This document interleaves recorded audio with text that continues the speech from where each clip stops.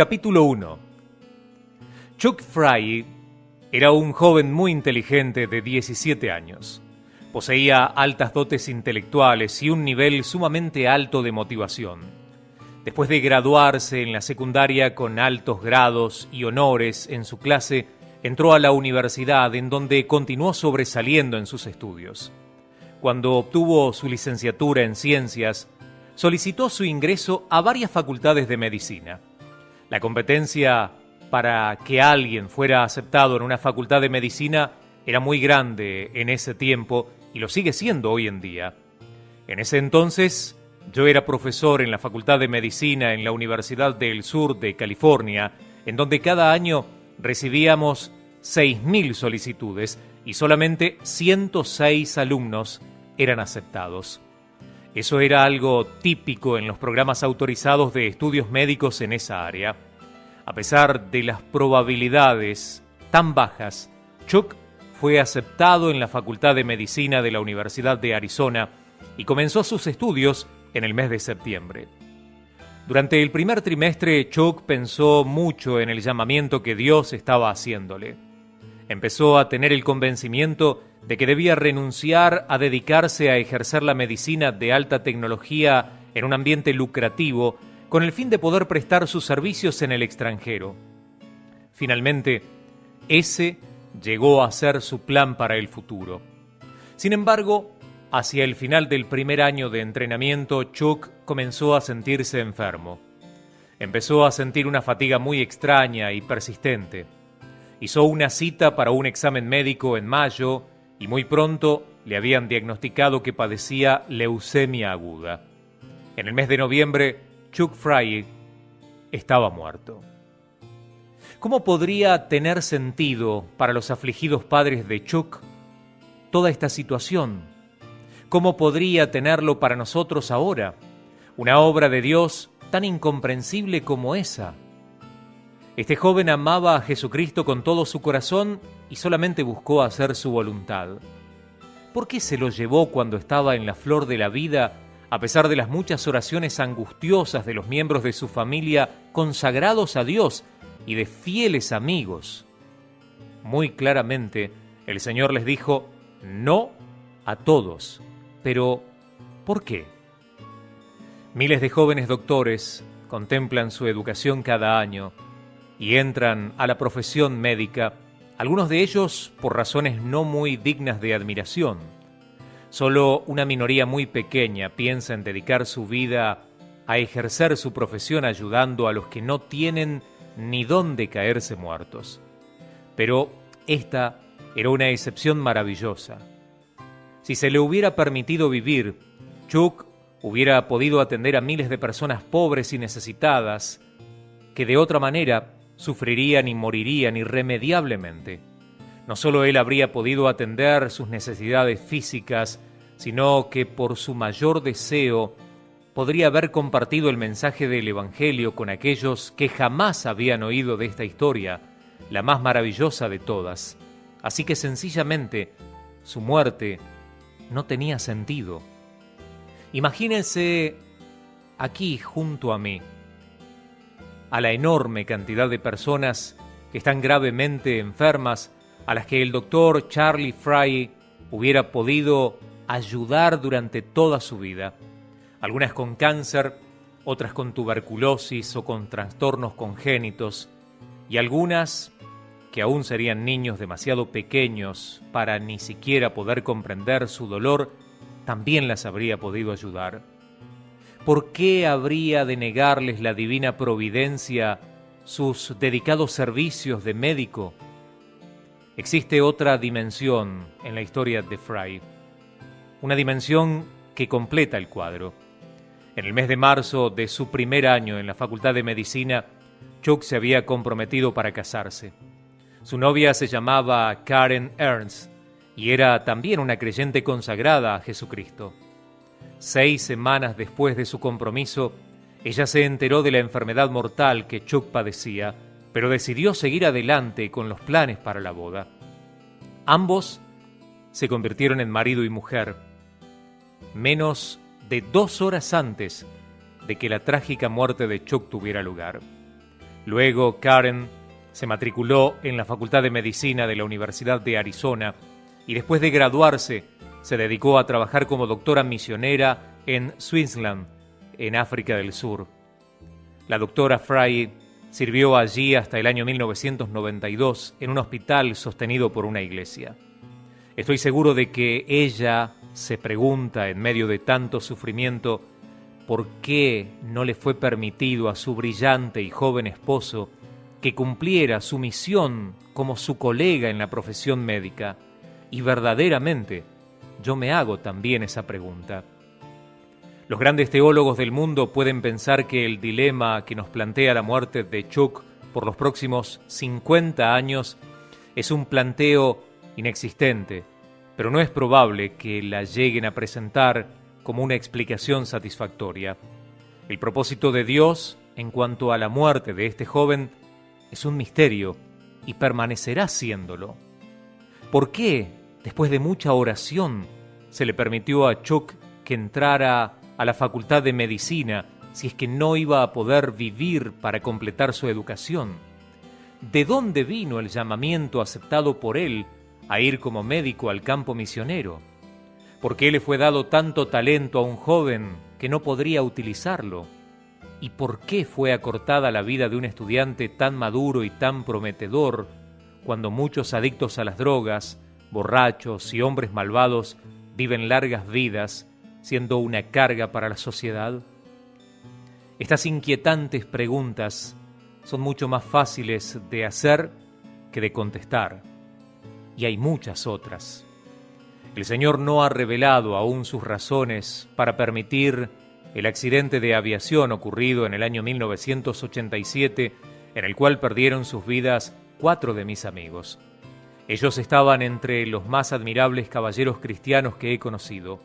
Hugo Schweikford, quien era un empresario, un miembro muy capacitado de una junta directiva de Focus on the Family, enfoque a la familia. George Clack era presidente en un banco y un verdadero gigante. El doctor Trevor McBride, que era un cirujano excepcional y que realizaba casi la mitad de sus operaciones sin cobrarle a los pacientes. Era un toque compasivo para cualquiera que tuviera una necesidad económica. Y Creed Davis, que era un ministro y un autor muy estimado por miles de personas. Todos, eran amigos íntimos que se reunían con regularidad para estudiar la palabra de Dios y para rendirse cuentas mutuamente por lo que estaban aprendiendo. Yo quería mucho a estos 4 hombres. Había estado con ellos la noche antes de ese último vuelo en el que el avión de 2 motores había caído a la cordillera en Wyoming. Ninguno de ellos sobrevivió al accidente. Ahora, sus preciosas esposas e hijos han quedado en este mundo para continuar luchando solos. ¿Por qué? ¿Cuál fue el propósito de su trágica muerte? ¿Por qué los 2 hijos de Hugo y Gail, quienes son los más jóvenes entre las 4 familias, se han quedado privados de la influencia de su sabio y compasivo padre durante sus años de desarrollo? No lo sé. Aunque el Señor le ha dado a Gail suficiente sabiduría y también fortaleza para poder seguir adelante sola. Al decir por primera vez el temible ¿por qué?, también pienso en nuestros estimados amigos Jerry y Mary Bright. El Dr. Bright es presidente en Los Navegantes, una organización mundial dedicada a dar a conocer a Cristo y hacer que otros también le conozcan. Los Wright son personas maravillosas que aman al Señor y viven de acuerdo con los preceptos de la Biblia, pero ya han tenido su parte de sufrimiento. Durante varios meses su hijo Steve trabajó manejando un taxi mientras buscaba comenzar una carrera en radiodifusión, pero no sabía que jamás lograría su sueño. Una noche, a una hora avanzada, en la tranquila ciudad de Colorado Springs, Steve fue asesinado por un pasajero trastornado. El asesino fue un conocido criminal y adicto a las drogas que tenía un largo historial de crímenes prometidos. Cuando lo detuvieron, la policía se enteró de que él había llamado al taxi con la intención de dispararle a cualquiera que fuera a buscarlo. Muchos otros choferes podrían haber contestado el llamado, pero fue Steve Wright quien lo hizo. Fue un caso de brutalidad casual, sin ton ni son, y esto ocurrió dentro de una familia que fielmente había honrado y servido a Dios durante años en total dedicación. Me acuerdo también de una iglesia en Dallas, Texas, que hace muchos años fue destruida por un tornado. De repente, el torbellino descendió del hirviente cielo y escogió el edificio de esa iglesia para destruirlo. Luego, se elevó de nuevo, sin casi causar ningún daño en el área alrededor de aquella iglesia. Pero, ¿cómo interpretaría usted esta obra de Dios si fuera miembro de la congregación? Tal vez el Señor estaba disgustado con algo que estaba ocurriendo en la iglesia, pero dudo que esa fuera la manera en que mostrara su disgusto. Si fuera así como Dios trata con la desobediencia, entonces tarde o temprano cada santuario estaría en peligro. Así que uno se pregunta, ¿cómo explicamos la destrucción causada por un tornado tan selectivamente? Yo no trataría de explicarlo. Sencillamente hay momentos cuando las cosas salen mal por razones que quizá nunca comprenderemos. Más ejemplos de aflicciones y sufrimientos inexplicables podrían llenar los estantes de la biblioteca más grande del mundo, y cada persona sobre la faz de la tierra podría contribuir con sus propias ilustraciones. No es fácil el racionalizar las guerras, el hambre, las enfermedades, los desastres naturales y las muertes prematuras. Pero las desdichas de esta clase, en gran escala, a veces inquietan menos a la persona que a las circunstancias con que nos enfrentamos personalmente cada uno de nosotros. Cáncer, insuficiencia renal, enfermedades cardíacas, síndrome de muerte infantil repentina, parálisis cerebral, mongolismo, violación, soledad, rechazo, fracaso, infertilidad, viudez. Estas y 1.000.000 de otras fuentes de sufrimiento experimentado por los seres humanos plantean preguntas inevitables que tiene el alma. ¿Por qué ha permitido Dios que me ocurra esto a mí? Esta es una pregunta a la que todos los creyentes y muchos incrédulos se han esforzado por contestar. Y contrario a lo que las enseñanzas de algunos cristianos en ciertos círculos típicamente expresan, el Señor no se apresura en explicar lo que Él está haciendo. Si usted cree que Dios tiene la obligación de explicarnos su conducta, usted debería examinar los siguientes pasajes de la Biblia. Salomón escribió en el Proverbio 25, versículo 2, «Gloria de Dios es encubrir un asunto». Isaías 45:15 declara, «Verdaderamente tú eres Dios que te encubres». En Deuteronomio 29:29 leemos, «Las cosas secretas pertenecen al Señor nuestro Dios». Eclesiastés 11:5 proclama, «Como tú no sabes cuál es el camino del viento o cómo crecen los huesos en el vientre de la mujer encinta, así ignoras la obra de Dios, el cual hace todas las cosas». Isaías 55:8 y 9 enseña, «Porque mis pensamientos no son vuestros pensamientos, ni vuestros caminos mis caminos, declara el Señor, porque como el cielo son más altos que la tierra, así mis caminos son más altos que vuestros caminos, y mis pensamientos más que vuestros pensamientos». Desde luego, la Biblia nos dice que nosotros carecemos de la capacidad para comprender la mente infinita de Dios o la manera en la que Él interviene en nuestras vidas. Qué arrogantes somos cuando pensamos lo contrario. Tratar de analizar su omnipotencia es como si una ameba tratara de comprender el comportamiento del ser humano. Romanos 11:33 indica que los juicios de Dios son insondables y sus caminos inescrutables. Una manera de hablar parecida la encontramos en la primera carta a los Corintios, capítulo 2, versículo 16, donde dice, porque ¿quién ha conocido la mente del Señor para que la instruya? Por supuesto, a no ser que Dios escoja explicarnos su comportamiento, lo cual no suele hacer, sus motivos y propósitos están fuera del alcance de nosotros, los seres mortales. Lo que esto quiere decir, en términos prácticos, es que muchas de nuestras preguntas, especialmente las que empiezan con las palabras ¿por qué?, tendrán que quedarse sin respuesta por ahora. El apóstol Pablo se refirió al problema de las preguntas sin contestar cuando escribió: ahora vemos por espejo oscuramente, mas entonces veremos cara a cara. Ahora conozco en parte, pero entonces conoceré como fui conocido. Pablo estaba explicando que no tendremos el cuadro completo hasta que estemos en la eternidad.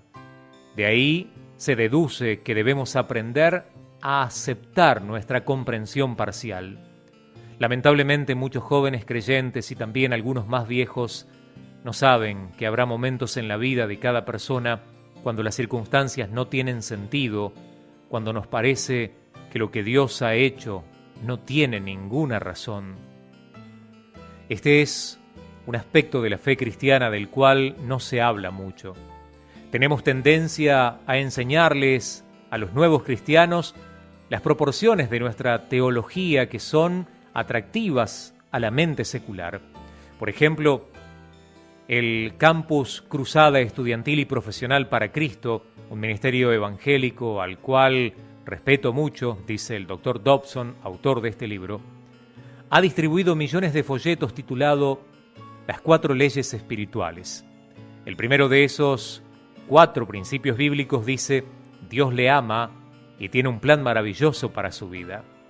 Esa declaración es totalmente verdadera. Sin embargo, da a entender que el creyente siempre comprenderá ese plan maravilloso y que lo aprobará. Eso no es cierto.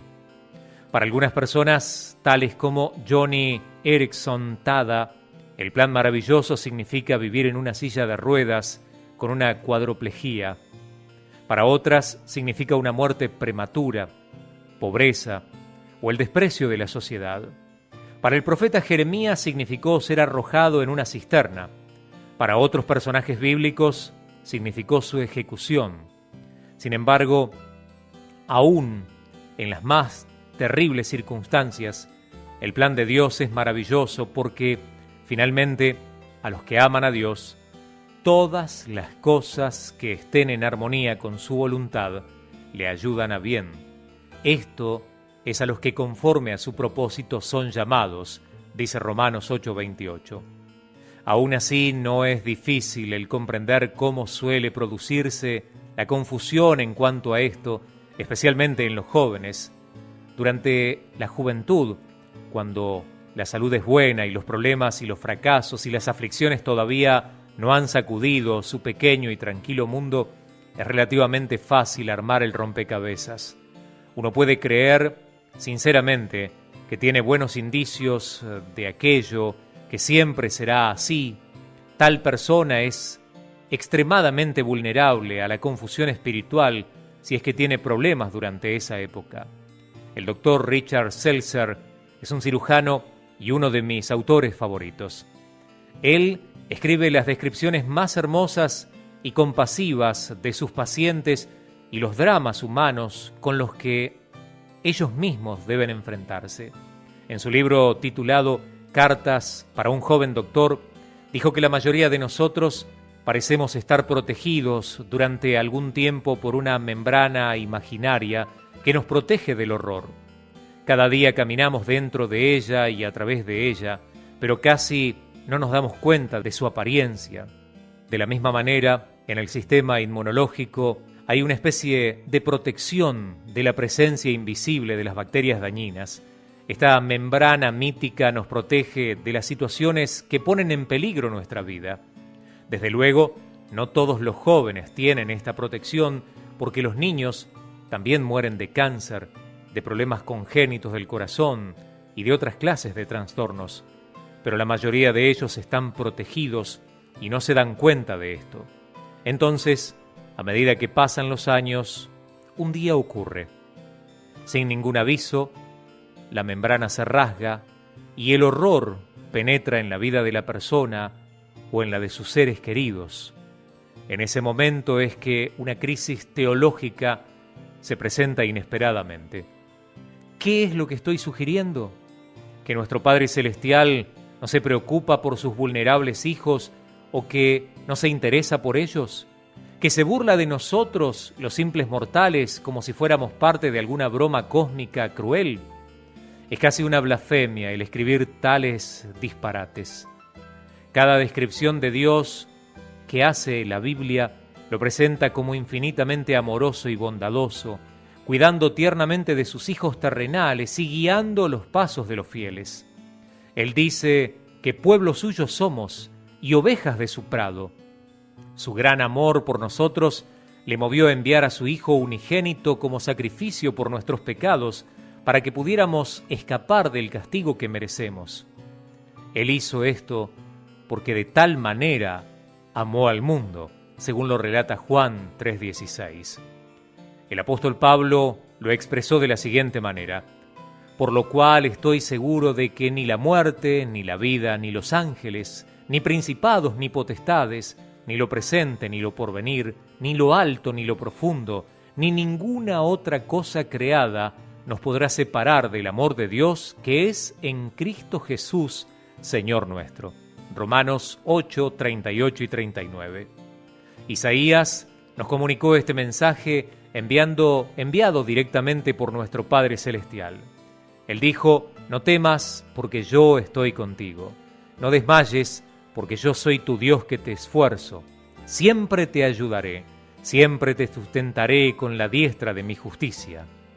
No, el problema no tiene nada que ver con el amor y la misericordia de Dios. Sin embargo, el problema existe. Mi principal preocupación acerca de esto, y la razón por la que decidí escribir este libro, dice el Dr. Dobson, es ayudar a mis hermanos en la fe que están luchando con circunstancias que no tienen sentido. En mi trabajo aconsejando a familias que están experimentando distintas pruebas, desde enfermedades y muerte hasta conflictos matrimoniales y rebelión de sus hijos adolescentes, algo muy común que he encontrado es que quienes tienen esas clases de crisis se sienten muy frustrados con Dios. Esto es cierto, muy en particular cuando suceden estas cosas que parecen absurdas e inconsistentes con lo que se les ha enseñado o con lo que han entendido. Luego, si el Señor no les rescata de las circunstancias en las que están enredados, rápidamente su frustración se deteriora, convirtiéndose en ira, y una sensación de haber sido abandonados llega hasta ellos. Finalmente, surge la desilusión y el espíritu comienza a marchitarse. Esto puede aún ocurrirle a niños muy pequeños, quienes son vulnerables a sentirse rechazados por Dios. Me acuerdo de un muchacho llamado Cristóbal, el cual se le había quemado la cara con un fuego. Este joven envió la siguiente nota a su psicoterapeuta: estimado Dr. Garner, una persona grande, era un muchacho que tenía unos 13 años de edad. Me llamó Tortuga, y eso yo lo sé porque me llamó por ese motivo a causa de mi cirugía plástica.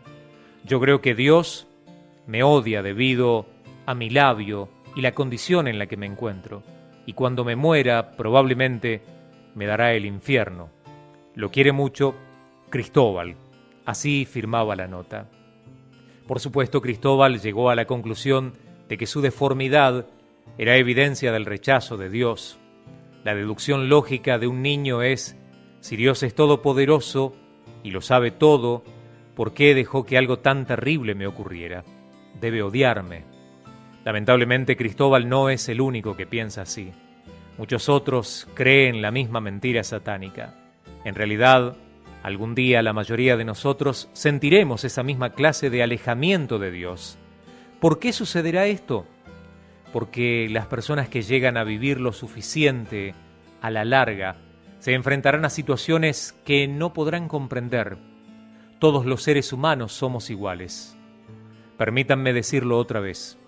decir que siempre comprenderemos lo que Dios hace y cómo nuestro sufrimiento y nuestras desilusiones son parte de su plan es tener un concepto equivocado de la Biblia. Tarde o temprano la mayoría de nosotros llegaremos a encontrarnos en una situación en la que pareciera que Dios ha perdido el control o el interés en lo que nos está sucediendo. Esta idea solo es una ilusión porque tiene consecuencias peligrosas para nuestra salud espiritual y mental. Lo curioso del caso es que no son el dolor y el sufrimiento los que nos causan el mayor daño. La confusión es el factor que hace trizas la fe. El espíritu humano es capaz de resistir una enorme cantidad de aflicciones, incluso el encontrarse ante la perspectiva de la muerte si las circunstancias tienen sentido. Muchos mártires, prisioneros políticos, héroes en la guerra, han ido a la tumba con mucho gusto y llenos de confianza. Comprendieron el sacrificio que estaban haciendo y aceptaron lo que eso significaba en sus vidas. Esto me recuerda a Nathan Hale, momentos antes de que lo ahorcaran. Les dijo a sus verdugos ingleses: «Lo único que lamento es que solo tengo una vida para dar por mi patria». A menudo los soldados que están combatiendo mueren valientemente en el frente de batalla, incluso lanzándose sobre granadas a punto de explotar para proteger a sus compañeros. Otros han atacado peligrosos emplazamientos de ametralladoras para lograr objetivos militares. Su actitud parece ser la de pensar: la causa por la que estoy arriesgando mi vida está más que justificada. Jim Elliot, uno de los 5 misioneros que fueron matados con lanzas por los indios en el Ecuador, hizo una oración marcando la mejor descripción de esta clase de abnegación suprema. En su libro titulado Portales de Esplendor, Elizabeth Elliot citó las palabras dichas por él: «No es tonta la persona que entrega lo que no puede retener para ganar lo que no puede perder». Este concepto basado en la Biblia transforma el martirio en una victoria gloriosa. En contraste, los cristianos no se sienten confundidos y desilusionados con Dios. No tienen ese consuelo. Es la ausencia de significado lo que hace que su situación sea intolerable. Al encontrarse en esta condición, su depresión causada por una enfermedad inesperada o la trágica muerte de un ser querido realmente puede ser más intensa que la experiencia por el incrédulo que ni siquiera estaban esperando que pudieran llegar a recibir.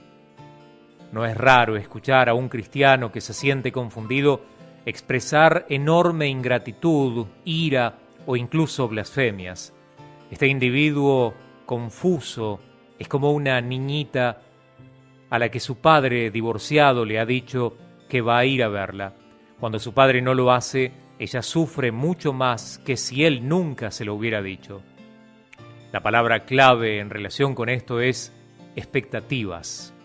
Son ellas las que preparan el camino para que suframos una desilusión.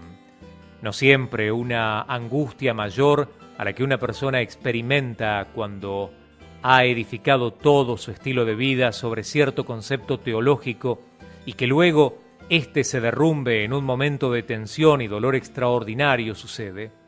Una persona en esta situación se enfrenta con la crisis que la ha sacudido hasta en su fundamento. Entonces, como Cristóbal, también tendrá que hacerle frente a la angustia del rechazo. El Dios a quien ha amado, adorado y servido parece estar callado, lejano y despreocupado en su momento de más necesidad. Vienen momentos como estos, aún para los creyentes más fieles. Sí vienen. Aunque rara vez estemos dispuestos a admitirlo dentro de una comunidad cristiana, vienen. ¿No fue eso lo que le ocurrió precisamente a Job? Aunque este hombre temeroso de Dios, de tiempos antiguos, no había hecho nada, en cuestión de horas sufrió una serie de pérdidas asombrosas. He oído muchos sermones sobre la vida de este extraordinario personaje del Antiguo Testamento, pero frecuentemente la causa de la frustración más intensa experimentada por Job, es decir, el no poder encontrar a Dios, ha sido pasada por alto. Y esta es de esencial importancia en la historia. Job lo perdió todo: sus hijos, su riqueza, sus criados, su reputación, sus amigos. Pero esas tragedias, a pesar de ser tan terribles, no fueron la causa de la mayor angustia experimentada por él. En cambio, Job, postrándose en tierra, adoró y dijo: «Desnudo salí del vientre de mi madre, y desnudo volveré allá. El Señor dio y el Señor quitó, bendito sea el nombre del Señor». Job, capítulo 1, versículos 20 y 21. Luego, Dios permitió a Satanás que afligiera a Job físicamente. Fue herido con una sarna maligna desde la planta del pie hasta la coronilla de la cabeza. Su esposa se enojó y provocó a Job para que maldijera a Dios y se muriera. Job le dijo: «Como suele hablar cualquiera de las mujeres fatuas, has hablado. ¿Qué? ¿Recibiremos de Dios el bien y no el mal? ¿El mal no lo recibiremos de Él?». Y después la Biblia dice que en todo esto no pecó Job con sus labios. Qué increíble hombre de fe. Ni siquiera la muerte podría hacer flaquear su confianza en Dios mientras proclamaba: «Aunque Él me matare, en Él esperaré». Job 13:15. Sin embargo, finalmente Job llegó al punto de la desesperación. Este hombre de importante fortaleza, que le había hecho frente a la enfermedad, a la muerte y a las pérdidas catastróficas, pronto se enfrentó con una circunstancia que amenazó con vencerle. Surgió de su incapacidad para encontrar a Dios. Pasó por un período en el cual la presencia del Todopoderoso estaba oculta de sus ojos. Pero lo más importante de todo fue que Dios no le hablaba. Job expresó su enorme angustia con estas palabras: «Hablaré con amargura, porque es más grave mi llaga que mi gemido. Quien me diera el saber dónde hallar a Dios. Yo iría hasta su silla, expondría mi causa delante de él y llenaría mi boca de argumentos. Yo sabría lo que él me respondiese y entendería lo que me dijera. ¿Comprendería conmigo con grandeza de fuerza? No, antes él me entendería. Allí el justo razonaría con él y yo escaparía para siempre de mi juez. He aquí, yo iré al oriente y no lo hallaré, y al occidente y no lo percibiré. Si muestra su poder al norte, yo no lo veré. Al sur se esconderá y no lo veré». Job 23, versículos 2 al 9. Debemos suponer que esta incapacidad para encontrar a Dios y hablar con Él en ciertos momentos de crisis personal fue algo exclusivo de Job. No. Creo que ocurre en muchos otros casos. Quizás a la mayoría de nosotros en algún momento de nuestras vidas. La Biblia dice: «No os ha sobrevenido ninguna tentación que no sea humana». Primera de Corintios 10:13. Todos pasamos por experiencias similares. El rey David debe de haberse sentido como Job cuando le preguntó al Señor con gran pasión: «¿Hasta cuándo, oh Señor? ¿Me olvidarás para siempre? ¿Hasta cuándo esconderás de mí tu rostro?». Salmos 13:1. Luego, en el Salmo 77, otra vez David expresó la angustia que sentía su alma. ¿Rechazará el Señor para siempre y no mostrará más su favor? ¿Ha cesado para siempre su misericordia?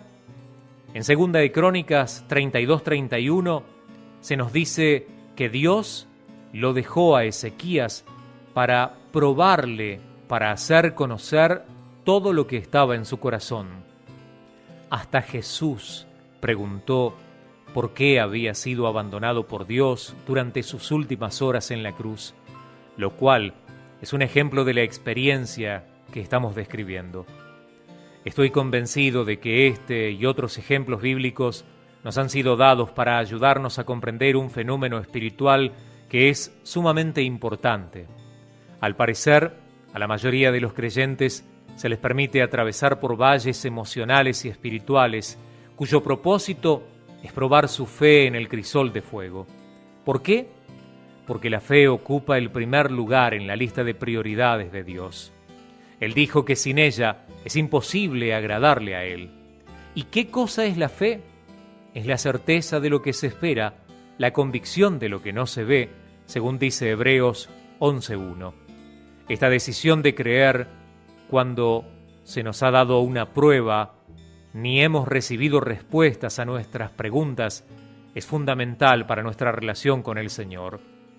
Él jamás hará nada que pueda destruir la necesidad de tener fe. En realidad, Él nos guía a través de tiempos de prueba, especialmente para cultivar esta confianza y esta dependencia en Él. Sin embargo, una respuesta teológica como esta quita el dolor y la frustración que sentimos cuando andamos por un desierto espiritual, y la mayoría de nosotros no manejamos las dificultades tan bien como Job o como David. Cuando la presión está siendo ejercida sobre nosotros y la confusión aumenta, algunos creyentes experimentan una terrible crisis espiritual. Pierden de vista a Dios. Algunas surgen para ocultar su presencia y la desilusión se vuelve desesperación. La mayor frustración es resultado de que la persona sabe que Él creó todo el universo con su palabra, que tiene todo poder y todo entendimiento, y que podría rescatarle, podría sanarle, podría salvarle, pero ¿por qué no lo hace? Esta sensación de haber sido abandonado por una terrible experiencia para alguien cuyo ser está totalmente arraigado a los principios cristianos es terrible. Entonces, Satanás viene a hacerle una visita y le dice al oído: Él no está aquí, estás solo. ¿Qué es lo que esa persona hace cuando lo que Dios hace no tiene sentido? ¿A quién le confiesa sus pensamientos más perturbadores, incluso aquellos que son heréticos? ¿A quién puede ir para que le aconseje? ¿Quién le dice a su familia cuando su fe es sacudida violentamente o qué palabras utiliza para hacerlo? ¿A dónde va en búsqueda de nuevos valores o de nuevas creencias? Mientras trata de encontrar algo más seguro en qué confiar, se da cuenta de que no hay otro nombre, no hay otro Dios al que pueda acudir. En Santiago 1:8 se menciona esta clase de individuo. Dice que el hombre de doble ánimo es inconstante en todos sus caminos. De todas las personas, es la más desdichada y confusa. Tal persona me recuerda a una vid que creció detrás de la casa de Shirley y yo, que teníamos en el sur de California. Era una planta ambiciosa que tenía un plan secreto, que era el de conquistar el mundo. En su paso se encontraba un hermoso roble que tenía 150 años, al cual yo tenía muchos deseos de protegerlo. Cada pocos meses miraba por la ventana de atrás y notaba que de nuevo la vid había atacado el árbol. Allí estaba, yendo en su camino hacia arriba, enredándose alrededor del tronco y de las ramas más altas. Si se le permitía continuar, el roble sucumbiría bajo la invasión de aquella vida asesina. La solución fue bastante sencilla.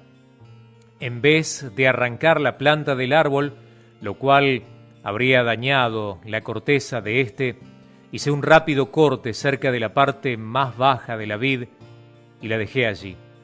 Cuando parecía que nada había sucedido, el monstruo verde había recibido un golpe mortal. Al día siguiente sus hojas se veían un poco opacas. 2 o 3 días después había perdido un poco de color alrededor de los bordes. Pronto comenzaron a verse bronceadas con manchas negras cerca del centro. Luego empezaron a caerse, quedando solamente palitos secos que sobresalían desde el tronco. Finalmente el palito se desprendió cayendo al suelo y el árbol permaneció en pie, solo. Eso basta en cuanto a la ambición ciega. ¿Está clara la analogía? Los cristianos que pierden de vista a Dios durante un período de confusión espiritual, son como la viña trepadora que ha sido cortada desde su fuente de vida. Están privados de alimento y de fuerza. Al principio parecen salir adelante, pero la herida oculta es mortal. Comienzan a marchitarse bajo el calor del sol, suelen dejar de asistir a la iglesia, de leer la Biblia y también de orar. Algunos pierden el control de sí mismos y empiezan a hacer cosas que nunca antes habían pensado hacer, pero no tienen paz en sus corazones.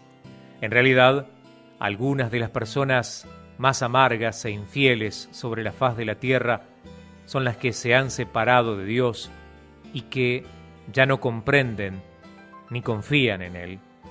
Jesús habló de esta relación en el capítulo 15 del Evangelio de Juan, versículos 5 y 6, en donde dijo: «Yo soy la vid, vosotros los pámpanos. El que permanece en mí y yo en él, éste lleva mucho fruto, porque separados de mí, nada podéis hacer. El que en mí no permanece, será echado fuera como pámpano y se secará. Y los recogen y los echan en el fuego y arden». Si usted se encuentra entre las personas que han estado separadas de la vid por causa de la desilusión o la confusión, he escrito este libro, dice el Dr. Dobson, pensando en usted. Sé que está sufriendo, comprendo el dolor que inundó su alma cuando murió su hijo, o su esposo le traicionó, o su amada esposa partió de este mundo para ir con Jesús. Usted no pudo encontrar una explicación para el terremoto devastador, o para el fuego, o el terrible tornado, o la tempestad de la lluvia, fuera de tiempo, que arruinó las cosechas. La compañía de seguros dijo que fue obra de Dios. Sí, eso fue lo que causó más dolor. Los ejemplos son interminables. Pienso en un joven al cual conozco que estaba convencido de que Dios le permitiría tener a la muchacha a la que estaba locamente enamorado. Pensaba que no podía vivir sin ella. El día en que ella se casó con otro hombre, la base de su fe fue sacudida fuertemente.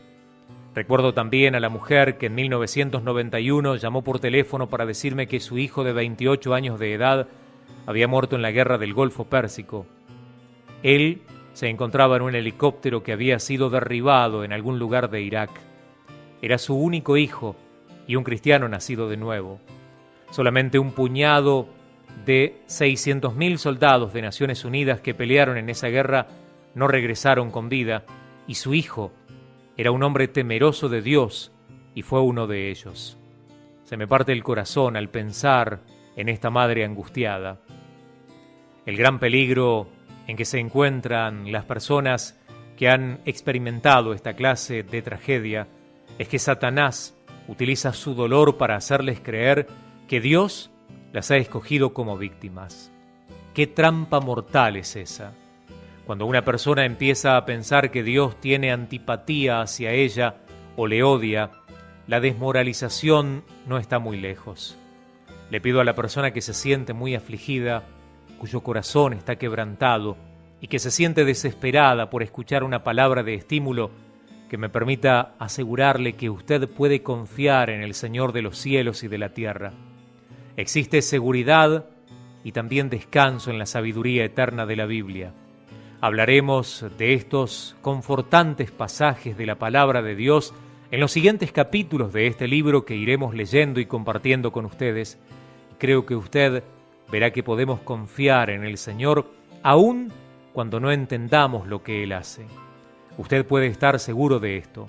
Jehová, el Rey de Reyes y Señor de Señores, no está caminando a un lado y en otro de los pasillos del cielo sin saber qué hacer acerca de los problemas que existen en su vida.